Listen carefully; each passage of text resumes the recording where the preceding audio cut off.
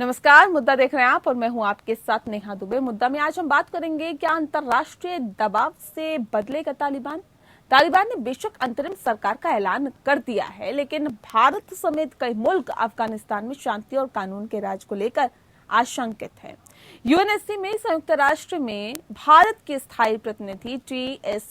तिरुमूर्ति ने अफगानिस्तान पर भारत का रुख विश्व समुदाय के सामने रखा। तिरुमूर्ति ने कहा कि अफगानिस्तान में अभी भी हालात चिंताजनक होने वाले हैं और ऐसे में उन्होंने कहा कि तालिबान ने प्रतिबद्धता जताई है कि वे आतंकवाद के लिए अफगान भूमि का इस्तेमाल नहीं होने की इजाजत देगा और ऐसे में उम्मीद है कि इसका पालन होगा। पीएम मोदी ने अगुवाई की और ब्रिक्स की, और ऐसे में ब्रिक्स की बैठक में भी आतंकवाद और अफगानिस्तान के बदलते हालात के असर को लेकर मंथन हुआ। सभी देशों ने आतंकवाद पर भारत की चिंताओं का समर्थन किया और एकजुट होकर काम करने की बात कही। रूस के राष्ट्रपति व्लादिमीर पुतिन ने अफगानिस्तान पर जोर दिया। उन्होंने कहा कि हम में से कोई नहीं चाहता है कि अफगानिस्तान एक ऐसी जगह बने जो आतंकवाद ट्रैफिकिंग को बढ़ावा दे। हम किसी भी तरह के माइग्रेशन के विरोध में हैं और अफगान नागरिकों के लिए शांति का माहौल चाहते हैं। वहीं सऊदी अरब ने भी अफगानिस्तान में तालिबान पर कहा कि उसे उम्मीद है कि देश में कार्यवाहक सरकार युद्ध झेलते इस देश में स्थिरता लाने में मदद करेगी ताकि अफगानिस्तान हिंसा और चरमपंथ से बाहर आ सके। मीरवाइज उमर फारूक की अगुवाई वाले हुर्रियत कॉन्फ्रेंस के धड़े ने भी उम्मीद जताई है कि अफगानिस्तान में नई सरकार के गठन से उस देश में 4 दशक से चल रहे संघर्ष पर पूर्ण विराम लग जाएगा और अनिश्चितता खत्म हो जाएगी। अफगानिस्तान में तालिबान अपनी सरकार बना चुका है और अब निगाहें इस बात पर है कि कौन से देश उसे मान्यता दे सकते हैं। इस बीच संयुक्त राष्ट्र महासचिव एंटोनियो गुटेरेस ने तालिबान से बातचीत की पैरवी की है। गुटेरेस ने कहा है कि हमें तालिबान से बात करनी होगी ताकि लाखों मौतों को टाला जा सके। हालांकि अमेरिका, ब्रिटेन और जर्मनी जैसे कई प्रमुख देशों ने कैबिनेट में आतंकियों को शामिल किए जाने से दूसरे समूहों को प्रतिनिधित्व नहीं मिलने पर निराशा जताई है। अमेरिका का कहना है कि कई लोगों को ट्रैक रिकॉर्ड और आतंकी संगठनों से संबद्धता चिंताजनक है और ऐसे में अमेरिका का साफ कहना है कि हालांकि यह अंतरिम सरकार है, लेकिन तालिबान का मूल्यांकन उसके कामों से होगा। वैसे तालिबान सरकार में शामिल हक्कानी नेताओं को अमेरिका की तरफ से ब्लैक लिस्ट किए जाने पर तालिबान ने आपत्ति जताई है। तालिबान के प्रवक्ता जबीउल्लाह मुजाहिद ने कहा है कि जिन नेताओं को हमने सरकार में जगह दी उन्हें ब्लैक लिस्ट कर अमेरिका दोहा समझौता का उल्लंघन कर रहा है। अमेरिका इस्लामिक अमीरात नेताओं को ब्लैकलिस्ट से हटाए, इसमें कोई शक नहीं है कि तालिबान पर अंतर्राष्ट्रीय दबाव बहुत ज्यादा है। सबको साथ लेकर शांतिपूर्वक सरकार चलाने का दबाव तालिबान के मित्र राष्ट्रों की तरफ से भी है। खुद तालिबान को भी सरकार चलाने के लिए अंतर्राष्ट्रीय स्तर पर समर्थन और सहयोग की जरूरत है। ऐसे में बड़ा सवाल यही है कि क्या अंतर्राष्ट्रीय दबाव से बदलेगा तालिबान।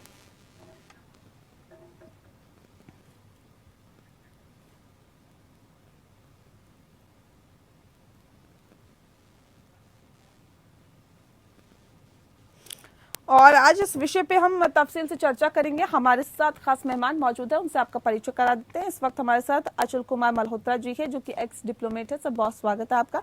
और मेजर जनरल अश्विनी श्रीवास्तव जी है, जो कि डिफेंस एक्सपर्ट है। सर, आपका भी बहुत स्वागत है। सबसे पहले मेरा सवाल आपसे है अचल जी, किस तरह से इसे देखते हैं, क्योंकि हम तालिबान की जब बात करते हैं तो जाहिर तौर पर आतंकवाद यहाँ पर जिक्र होता है, लेकिन सबसे बड़ा सवाल इस वक्त यही है कि क्या अंतर्राष्ट्रीय दबाव है तालिबान पर और तालिबान क्या जो उसकी फितरत रही है उससे बदलेगा। देखिए नेहा जी, सबसे पहले तो मैं ये कहना चाहूंगा कि फिलहाल मुझे कोई ऐसा अंतर्राष्ट्रीय दबाव तालिबान पे दिखाई नहीं दे रहा जो कारगर साबित हो। अभी सिर्फ जवारी जमा खर्च किया जा रहा है। तालिबान की सरकार वहां बन गई है, उसे एक किस्म से आपने डी फैक्टो मान लिया कि तालिबान आ गया है और Taliban is going to stay there. अब आप उससे गुहार कर रहे हैं कि भाई आप एक इंक्लूसिव सरकार बनाइए, आप वहां जो अफगानिस्तान की जमीन है उसे दूसरों के खिलाफ इस्तेमाल ना करने दें, आप अपने ह्यूमन राइट्स को रिस्पेक्ट करें। ये सब चीजें यूएन सिक्योरिटी काउंसिल के रेजोल्यूशन से निकल के आ रही हैं। और जैसे कि हम जानते हैं कि आप कह सकते हैं कि यूएन सिक्योरिटी काउंसिल रेजोल्यूशन जो है वो एक अंतर्राष्ट्रीय सोच की एक रिफ्लेक्शन होती है। तो आप दबाव इससे ज्यादा कुछ भी नहीं है, कोई लीवरेज नहीं है किसी के पास। फिलहाल अभी तक तालिबान की तरफ से ऐसा कोई भी संकेत नहीं आया कि वो किसी भी किस्म के दबाव में आने के लिए तैयार है। उसने एक सरकार का गठन किया है, भले ही उसे आंतरिक या इंतरिम सरकार बता रहा है, लेकिन ये सरकार किसी भी अंतर्राष्ट्रीय जो वो हैं समुदाय उसकी किसी भी उसकी पे खरी नहीं उतरी है। सब ये कह रहे हैं कि इंक्लूसिव सरकार बनाओ, लेकिन ये किसी भी लिहाज से इंक्लूसिव नहीं है। इसमें पश्तून डोमिनेट तो कर ही रहे हैं, दूसरी माइनॉरिटीज को कोई जगह नहीं, और वुमेन्स के लिए तो बिल्कुल जगह नहीं।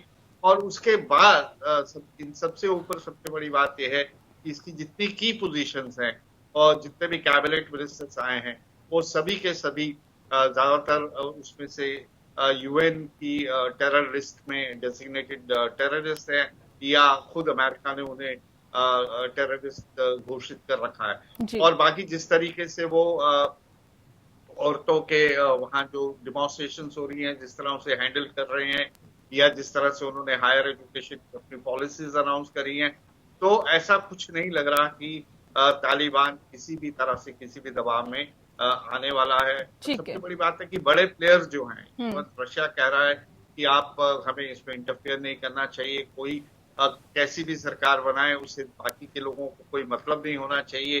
तो सिंपैथीज कुछ प्लेयर्स की इनके साथ भी हैं, इससे तालिबान को भी जो है आप कह सकते हैं कि शाय मिल रही है। कोई और नहीं तो कम से कम पाकिस्तान, चाइना तो डेफिनेटली इनके साथ है। रशिया की भी बिल्कुल यही सवाल है सर, क्योंकि शिवाजी जी मैं आपसे समझना चाहूंगी, तालिबान को अगर आर्थिक तौर पर सपोर्ट चाहिए तो चाइना खड़ा हुआ है, कहीं ना कहीं चाइना भी अपना बेनिफिट देख रहा है और तालिबान का भी बेनिफिट करवाएगा। मोरल तौर पर चाहिए तो पाकिस्तान उसके साथ खड़ा हुआ। आपने देखा कि आईएसआई चीफ वहीं पर मौजूद रहकर सरकार के गठन में अपनी अहम भूमिका निभाते रही। तो ऐसे में सवाल इस बात को लेकर है, क्या एक ये भी वजह है कि अंतर्राष्ट्रीय दबाव नहीं है, क्योंकि वो दरअसल उस अंतर्राष्ट्रीय दबाव को नहीं रखना चाहता, क्योंकि उसे पता है कि उसे कहीं ना कहीं सपोर्ट तो मिल ही रहा है अंदर से। हाँ बिल्कुल, देखो इसमें बड़ा दुर्भाग्य की बात है, जो बड़े की प्लेयर थे अफगानिस्तान में वो अभी साइड ट्रैक हो गए हैं, और ये जो भी ग्रुप आया है, मिनिस्ट्री बनाई है इन्होंने और पोर्टफोलियो दिए हैं, ये आईएसआई के कहने पे किए गए, और आईएसआई ने एक बहुत बड़ा इंपॉर्टेंट रोल प्ले किया, और ये पाकिस्तान स्पेसिफिक है। और इसमें जो भी आप देखो कि चंद एक चीजें बड़ी स्टैंड आउट करती हैं, इसके अंदर ज्यादातर वो हैं मंत्री बने हैं जो कि एक प्रोस्क्राइब टेररिस्ट है और जो बैन है यूएन सिक्योरिटी काउंसिल से, और दूसरा उसके अंदर रिप्रेजेंटेशन भी नहीं है। 2 उज्बेक हैं, एक ताजिक है, और वो भी कहीं ना कहीं इस टाइप से हैं जो पहले इस मिनिस्ट्री में रह चुके। हजारा कोई नहीं, तो ये ना तो पूरे इलाके को रिप्रेजेंट करती है, औरतें इसके अंदर एक भी नहीं है, और बहुत ही रेडिकल जो मिनिस्टरों को बनाया गया है।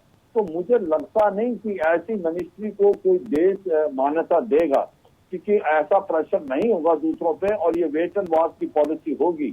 मुझे लगता है पाकिस्तान, चीन और किसी हद तक टर्की, उसके बाद बाकी लोग जो देश है वो सोच विचार करके करेंगे। उसके अंदर टर्की के अंदर भी शामिल, टर्की दे सकता है, ईरान भी शामिल है जो सोचेगा, क्योंकि उसके अंदर हजारा जो कम्युनिटी है उसके अंदर एक भी मिनिस्टर नहीं है, तो वो भी सोचेगा। और इसके बाद रूस का जो अभी मन, मेरे को लग रहा है काफी बदलाव आया है। अब जैसे रूस की स्टेटमेंट आ रही है, उसको लगता है कि वो सोच वेट एंड वॉच करेगा।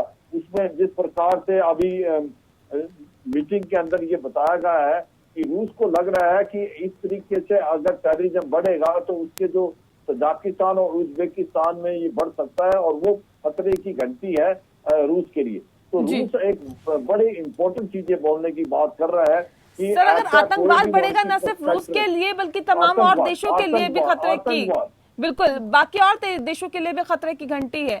अचल जी, अब मैं आपसे समझना चाहूंगी, पीएम मोदी की अगुवाई में ब्रिक्स की एक बैठक में आतंकवाद और अफगानिस्तान के बदलते हालात को लेकर मंथन हुआ। सभी देशों ने आतंकवाद पर भारत की चिंताओं का समर्थन किया और एकजुट होकर काम करने की बात कही।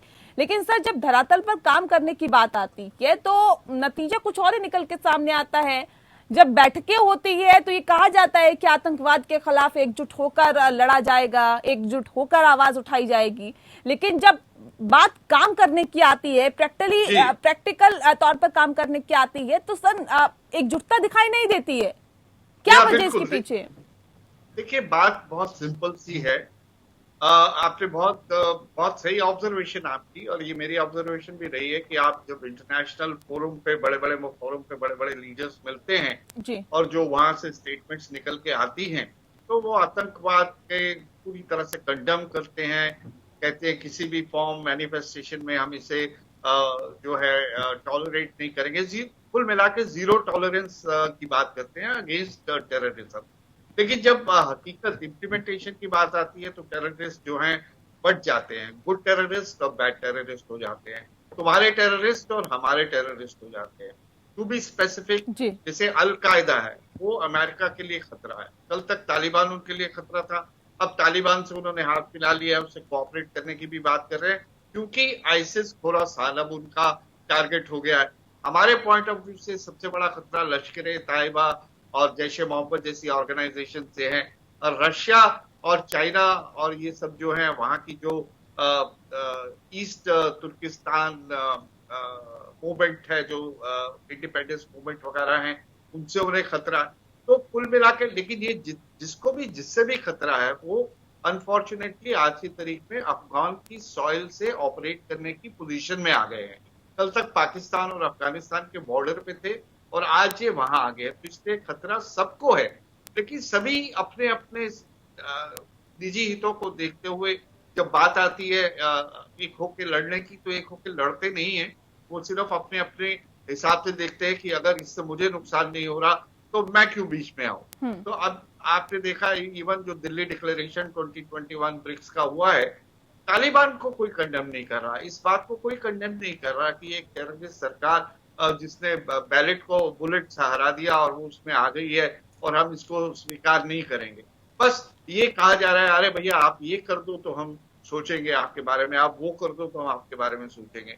तो कल तक ये जो बैड टेररिस्ट है, आज वो गुड टेररिस्ट होते हुए दिखाई दे रहे हैं। तो जब तक इस पे एक समझ नहीं बनेगी, लेकिन एक तसल्ली की बात यह है कि इन सब के जो ग्राउंड ऑपरेशनल लेवल है, उस पे पिछले कुछ सालों में बहुत ज्यादा, मैं कह सकता हूं कि एक अच्छा पॉजिटिव आउटकम ये निकला है कि अब दुनिया भर की इंटेलिजेंस एजेंसीज जो हैं वो आपस में कोऑर्डिनेट करती हैं। एक रियल टाइम इंटेलिजेंस शेयरिंग होती है और कोशिश ये रहती है कि एक दूसरे की मदद किया जाए, एक दूसरे को अलर्ट किया जाए। और अमेरिका के विड्रॉल के बाद अफगानिस्तान से आप ये सोच लीजिए कि कोई भी अपनी फिजिकल प्रेजेंस रख के आतंकवाद से नहीं लड़ना चाहता, यानी 1-to-1 फेस टू फेस बंदूक से नहीं लड़ना चाहता। सर बिल्कुल ये सिर्फ बातों में होता है, और जब बातों में होता है तो जाहिर तौर पर उसका कुछ नतीजा निकल के सामने नहीं आता है। एक बहुत महत्वपूर्ण सवाल मेरा शिवाजी जी आपसे है, ये कहा जा सकता है कि अभी फिलहाल जो हाल फिलहाल में हुआ कि रूस के राष्ट्रपति व्लादिमीर पुतिन ने अफगानिस्तान पर जोर दिया और कहा कि हम में से कोई नहीं चाहता कि अफगानिस्तान एक ऐसी जगह बने जो कि आतंकवाद, ट्रैफिकिंग को बढ़ावा दे किसी भी सूरत में। हम किसी भी तरह के माइग्रेशन के विरोध में हैं। सवाल इस बात को लेकर है कि सर, रूस भी नहीं चाहता, सभी नहीं चाहते, लेकिन उसके बावजूद भी क्या हम इस बात को नकार सकते हैं कि तालिबान आतंकवाद को बढ़ावा नहीं देगा? नहीं, बिल्कुल। देखो, इसमें कोई शक नहीं। मुझे लगता है कि जिस प्रकार से इसने गवर्नमेंट बनाई है उससे साफ दिखता है कि आतंकवाद की तरफ तो बढ़ावा मिलेगा। देखो, आपको पूरे इलाके की अगर पूरी जियो पॉलिटिक्स समझेंगे तो आपको लगता है कि पहले भारत के साथ अगर आप देखें, लश्कर-ए-तौबा जैसे मोहम्मद के कम से कम 10,000 के करीब आतंकवादी उनके साथ लड़े हैं कंधा से कंधा मिला के, और अब उनके पास M4 और M16 राइफल भी मिल गई है जो अमेरिकन छोड़ गए थे। तो वो भारत की तरफ आएंगे तो भारत के लिए तो बहुत ही बड़ा चिंता का विषय है। और ये बात है, ये अलग बात है कि हमारा काउंटर इन्फिल्ट्रेशन ग्रेड एक पुख्ता है, हम इसका मुकाबला करेंगे। तो ये भारत के अंदर आएगा और उसके बाद पूरे इलाके में इंस्टेबिलिटी आएगी।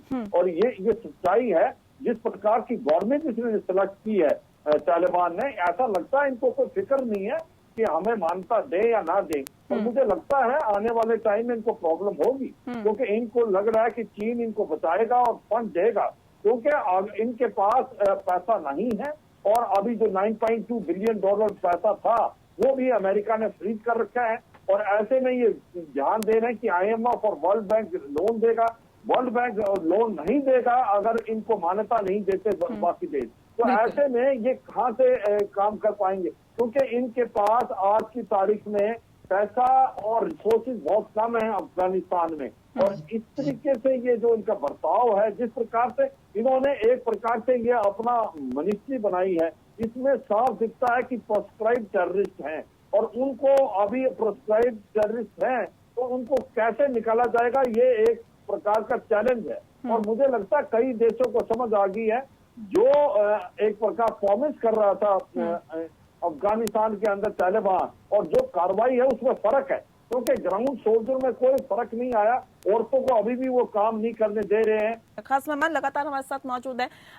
अचल जी, मैं आपसे समझना चाहूंगी, सर हम जब मान्यता देने की बात करते हैं और ये कहते हैं कि अफगानिस्तान को मान्यता प्राप्त करना बेहद जरूरी है, अफगानिस्तान की मान्यता कितनी जरूरी है उसके लिहाज से और साथ ही साथ उन तमाम देशों के लिहाज से भी जो कि लगातार इस बात को कहते हैं और लगातार उन देशों में ये डर व्याप्त रहता है कि आतंकवाद वहां पर कहीं ना कहीं एक हमला ना कर दे, आतंकवादी वहां ना घुस जाए, ऐसे देशों के लिए कितने बड़े खतरे की बात होगी और क्या उन्हें मान्यता देनी चाहिए और कौन कौन से देश मान्यता दे सकते हैं? अचल जी मुझसे पूछ रहे हैं? जी जी जी। देखिए, मान्यता मिलने का मतलब ये है कि आपने लेजिटिमाइज कर दिया, आप एक यूनाइटेड नेशंस के एक सम्मानित मेंबर की तरह फिर आप दुनिया भर की जितनी भी एक्टिविटीज हैं उसमें पार्टिसिपेट करते हैं, आपको एड और असिस्टेंस का रास्ता खुल जाता है, आपके यहाँ दूसरी कंट्रीज आके इन्वेस्टमेंट्स कर सकती हैं, किसी किस्म की बंदिश नहीं है, आपके लीडर्स जो हैं वो ट्रेवल कर सकते हैं। तो कुल मिला के आप एक normal member of the international समुदाय का एक सदस्य बन जाते हैं। और एक्चुअली जो मान्यता, सैंक्शंस और यही वो हथियार हैं जो इंटरनेशनल कम्युनिटी के पास हैं, जिसका इस्तेमाल वो तालिबान के खिलाफ करके उन्हें थोड़ा सुधारने की दिशा में काम कर सकते हैं। अगर मान लीजिए सैंक्शंस रोक लगा दी जाती हैं, देखिए यूएन सैंक्शंस में फिर वही समस्या आएगी कि वहां चाइना भी बैठा है, रशिया भी बैठा है, जिनके पास वीटो पावर है। तो हो सकता है कि यूएन की तरफ से फर्दर सैंक्शंस लगने में दिक्कत आए। और आज की तारीख में कोई ये बात कह भी नहीं रहा कि तालिबान की सरकार को जो हम कंडेम करेंगे। मान्यता जो होती है वो इंडिविजुअल कंट्रीज पे डिपेंड करती है।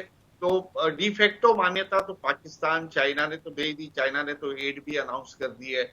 अब देखिए आने वाले दिनों में और कितनी, सऊदी अरेबिया क्या इसका पैमाना क्या होता है सर? कितने देशों की मान्यता चाहिए होती है? अगर उस देश को मान्यता कार्ड मिल जाए या फिर यूं कहे कि मान्यता प्रॉपर मिल जाए, कितने देशों की मान्यता चाहिए होती है? नहीं, ऐसा कुछ नहीं है। देखिए, यूनाइटेड नेशन की मेंबरशिप एक अलग मुद्दा है। यूनाइटेड नेशन की मेंबरशिप का मतलब है कि तालिबान खुद अप्लाई करेगा कि अब हम इस्लामिक एमिरेट ऑफ अफगानिस्तान बन गए हैं, हमारा ये झंडा है। और फिर वो यूएन सिक्योरिटी काउंसिल में अगर मेजोरिटी से पास हो जाता है तो फिर यूएन जनरल असेंबली में जाता है और उसे फिर यूनाइटेड नेशंस का मेंबर बना दिया जाता है। जहां तक मान्यता का सवाल है, उसको यूनाइटेड नेशन का कोई रूल नहीं है। मान्यता 1 to 1 है।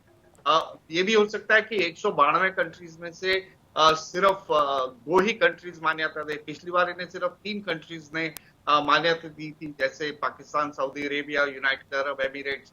तो मान्यता का जो है वो इंडिविजुअल है, बायलैटरल है, 1 to 1 है। इसमें यूनाइटेड नेशंस का रोल नहीं है। यूनाइटेड नेशन सैंक्शंस लगा सकता है या हालात बहुत बिगड़ने के ऊपर अगर सहमति हो तो यूएन पीस कीपिंग फोर्सेस भेज सकता है। इसके अलावा यूनिलैटरल सैंक्शंस होती है, जैसे ऑस्ट्रेलिया ने अपनी तरफ से कहा कि हम इनकी क्रिकेट के खिलाड़ियों के साथ मैच नहीं करेंगे या हम इनको इनसे व्यापार नहीं करेंगे। तो वो यूनिलैटरल सैंक्शंस हो जाती है, जिसके बिल्कुल। अमेरिका काफी मशहूर है उस चलिए, काम में। ये तो 1 to 1 हो गया, ठीक है। एक आपसे मेरा सवाल है शिवाजी जी, आप संयुक्त राष्ट्र महासचिव एंटोनियो गुटेरेस ने तालिबान से बातचीत की पैरवी की है। गुटेरेस ने कहा है कि हमें तालिबान से बात करनी होगी और ताकि लाखों मौतों को टाला जा सके। हालांकि अमेरिका, ब्रिटेन और जर्मनी जैसे कई प्रमुख देशों ने कैबिनेट में आतंकियों को शामिल किए जाने और दूसरे समूहों को प्रतिनिधित्व नहीं मिलने पर निराशा भी जताई है। सर, सवाल इस बात को लेकर है, क्या एक देश ऐसे देश के प्रतिनिधि से बात करेगा जिस पर किसी देश ने करोड़ों रुपए का इनाम घोषित कर रखा है? ऐसे आतंकियों से बात करने की कोशिश करेगा जिनके नाम ब्लैकलिस्ट में हैं? ऐसे लोगों से बात करेगा? कैसे ये पॉसिबल है? क्या ये संभव है सर? और क्या उस लेवल पर बातचीत हो सकती है अगर शिक्षा मंत्री ये कहे कि डिग्री की कोई जरूरत नहीं है, कागजों की कोई वैल्यू नहीं होती? ऐसे लोगों की क्या मेंटालिटी होगी? कैसे उनसे बात की जा सकेगी नेशनल लेवल की? बिल्कुल। देखो नेहा, मेरे को भी ऐसा लगता है कि जिस प्रकार से सोच विचार था कि अफगानिस्तान में एक सॉफ्ट चेहरे लेके आएंगे ये, मगर जिस प्रकार से पाकिस्तान की इन्वॉल्वमेंट हुई तो उन्होंने हकानी उसका बड़ा बोलबाला है। और इसके अंदर उन्होंने काफी कुछ चेंज, जो मुल्ला अब्दुल गनी ब्रदर जो एक उभर के आए थे कि वो प्राइम मिनिस्टर कैंडिडेट होंगे, उनको डिप्टी प्राइम मिनिस्टर बना दिया गया। और अपने कैंडिडेट जो ISI ने ड्रॉप किए हैं, हकानी नेटवर्क के ज्यादातर, उसका बड़ा प्रेशर पड़ेगा। और मुझे लगता है कि आने वाले समय में पूरा वर्ल्ड इससे सोच विचार करेगा। इतनी आसानी से बाकी देश मान्यता नहीं देंगे। जैसे ये अभी पहली जो थी गवर्नमेंट इन तालिबान 1.0, तो उसमें 3 देशों ने दी था, पाकिस्तान ने दिया था और सऊदी अरेबिया और UAE। और अभी मुझे लगता है चीन, पाकिस्तान और टर्की 1-2 देश और दे सकते हैं। मुझे डाउट लगती है इवन ईरान पे और इराक पे और कहीं रूस पे भी वो इतनी जल्द मान्यता नहीं देंगे, क्योंकि उनको शक और सवाल है। और अगर इनको मान्यता नहीं मिलती तो इनको प्रेशर पड़ेगा, इनको IMF और वर्ल्ड बैंक लोन नहीं देगा। और अगर बगैर लोन के क्या ये चीन की एड के ऊपर ही सर्वाइव करेंगे? ये बड़ी इंपॉर्टेंट चीज है। चीन कोई पैसा ऐसे नहीं देता, चीन पहले देखता है उसका क्या फायदा है, तभी पैसे को देता है। वो पैसा जब देगा जबकि वो चाइना पाकिस्तान इकोनॉमिक कॉरिडोर को बनाने की कोशिश करेगा, या वो जो इसके इलाके के अंदर जिंक वगैरह, कॉपर वगैरह एक्सप्लॉइट करेगा। तो मुझे लगता है कि शायद प्रॉब्लम आएगी अफगानिस्तान में। ऐसा नहीं है कि इनको दूसरे देश इतनी जल्दी मान्यता देंगे। और बड़ी दुख की बात है, जिस प्रकार से इन्होंने मिनिस्टर्स वगैरह सेलेक्ट किए हैं वो ज्यादा प्रोस्क्राइब टेररिस्ट हैं, कम से कम 40% प्रोस्क्राइब टेररिस्ट हैं। ऐसे टेररिस्टों को मान्यता देना एक, मुझे लगता है पूरे वर्ल्ड के लिए खतरे से खाली है। और रूस का अभी कुछ बदलाव आ रहा है, ये एक बड़ी अच्छी बात है कि अगर प्रेसिडेंट पुतिन को आप देखें तो वो बातचीत जो कर रहे हैं वो भी इस तरीके से कर रहे हैं कि आतंकवाद नहीं बनना चाहिए। सर, वो बातचीत अगर धरातल पर भी उतरे और उसके खिलाफ एक्शन लिया जाए और एकजुटता के साथ आवाज उठाई जाए और आगे बढ़ा जाए तो ज्यादा खुशी होगी, ज्यादा लगेगा कि हाँ, एकजुटता है और एकजुटता के साथ ही आतंकवाद के खिलाफ आवाज उठाई जा रही है। बहरहाल, बहुत शुक्रिया आप दोनों मेहमानों का हमारे साथ इस खास चर्चा में शामिल होने के लिए। इसी के साथ मुद्दा में इतना ही। नमस्कार।